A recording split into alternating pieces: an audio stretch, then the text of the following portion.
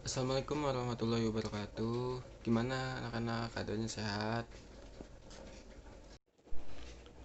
Waalaikumsalam Pak, Alhamdulillah sehat Pak. Jadi sebelum kita memulai pada pelajaran kita hari ini, lebih baik kita berdoa terlebih dahulu. Nah, untuk ketua kelas silahkan memimpin membaca doa. Baiklah, berdoa dimulai.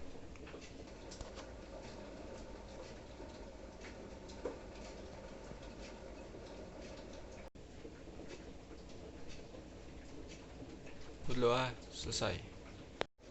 Nah, sekarang Bapak mau mengisi daftar hadir dulu.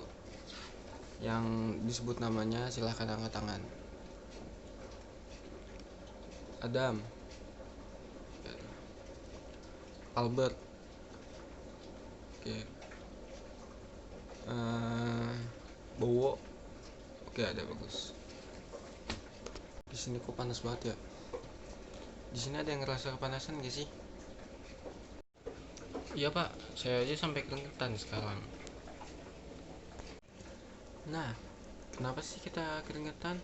Apalagi di suhu yang panas ini ya. Jadi ada yang tahu kenapa kita bisa keringetan gini? Tidak tahu Pak. Nah, alasan kenapa kita berkeringat pada uh, suhu panas itu karena dari enzim bradakinin yang merespon kelenjar keringat agar mengeluarkan keringat, seperti itu. Oh, seperti itu ya Pak. Nah, jadi kalian bisa menebak hari ini kita akan belajar apa? Sistem ekskresi bukan sih Pak? Ya, betul. Hari ini kita akan belajar mengenai sistem ekskresi. Nah, fungsinya kita belajar sistem ekskresi itu apa sih? Agar kita dapat memahami organ-organ apa yang ada di sistem ekskresi, apa itu sistem ekskresi, dan banyak lagi. Pokoknya sistem ekskresi itu sangat-sangat bagus lah kalau misalnya kalian paham, karena ini juga bertujuan untuk agar kalian dapat mengerjakan soal di ujian nanti. Nah, organ ekskresi itu apa aja sih? Ada yang tahu? Kalau yang tahu angkat tangan.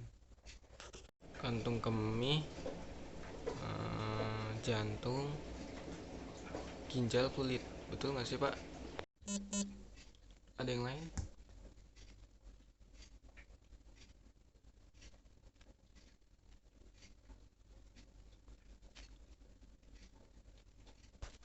Hati, eh, ginjal, kulit, sama paru-paru Pak.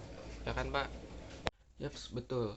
Organ ekskresi itu ada hati, terus habis itu ada paru-paru, ada ginjal, sama ada kulit.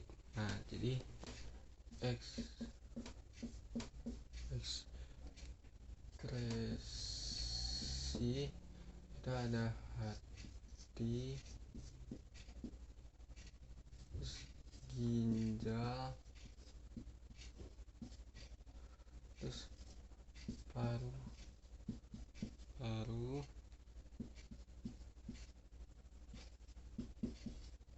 dan terakhir ada kulit. Nah, ini adalah organ untuk membuang zat-zat sisa. Oh, seperti itu ya Pak. Oke, paham. Nah, hari ini Bapak akan membahas tentang kulit dulu. Kan tadi kan kita membahas kulit itu mengeluarkan keringat karena kelenjar keringatnya mendapat respon dari hipotalamus untuk mengeluarkan keringat. Nah, itu adalah bagaimana keringat itu keluar. Pak, kenapa hipotalamus memberi respon kepada uh, bradakinin ya, kepada bradakinin untuk mengeluarkan keringat Pak? Karena hipotalamus mendapatkan respon dari pembuluh darah. Jadi pembuluh darah itu memberi respon untuk hipotalamus untuk mengeluarkan membuka pori-pori. Nah, selain membuka pori-pori juga hipotalamus memberikan respon kepada enzim tadi untuk mengeluarkan keringat. Nah, kalau misalnya itu kan di suhu panas. Kalau misalnya suhu dingin gimana? Ayo, ada yang tahu? Pembuluh darah merespon dengan sebaliknya, seperti itu. Ya, betul sekali. Jadi, kalau tadi kan kalau misalnya di suhu panas, uh, pembuluh darah mengirim respon kepada hipotalamus untuk membuka pori-pori, dan hipotalamus memberi respon kepada uh, enzim badakirin untuk mengeluarkan keringat. Nah, kalau misalnya di suhu dingin, pembuluh darah itu tidak merespon hipotalamus untuk menutup pori-pori, dan dia juga akan hipotalamus tidak akan mengirim respon kepada si enzim tersebut. Jadi tidak ada panas lagi yang kebuang dari dalam tubuh. Itu kalau lagi saat dingin. Nah, apakah ada pertanyaan mengenai materi ini?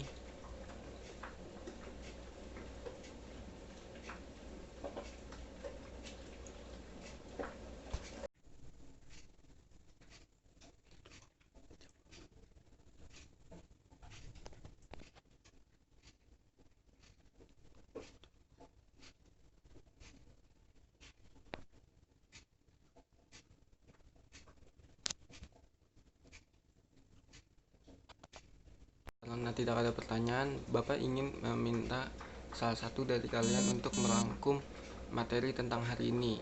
Ada yang bersedia? Saya, Pak. Jadi, kulit itu kan merupakan organ ekskresi. Nah, salah satu tujuannya itu selain sebagai pelindung jaringan di bawahnya itu, kulit sebagai alat untuk membuang zat-zat sisa. Nah, zat-zat sisanya itu berbentuk keringat ya kan, Pak. Nah, itu kenapa bisa terjadi karena hipotalamus yang mendapat respon dari pembuluh darah untuk membuka pori-pori, dan hipotalamus akan memberi respon kepada enzim enzim apa sih namanya tadi tuh, bakarinin untuk mengeluarkan keringat dari kelenjar keringat, seperti itu enggak, Pak? Wah, pintar sekali anak-anak Bapak ini. Baiklah, hari ini Bapak tutup saja materinya, pembelajaran hari ini. Mohon maaf sekali lagi. Wassalamualaikum warahmatullahi wabarakatuh.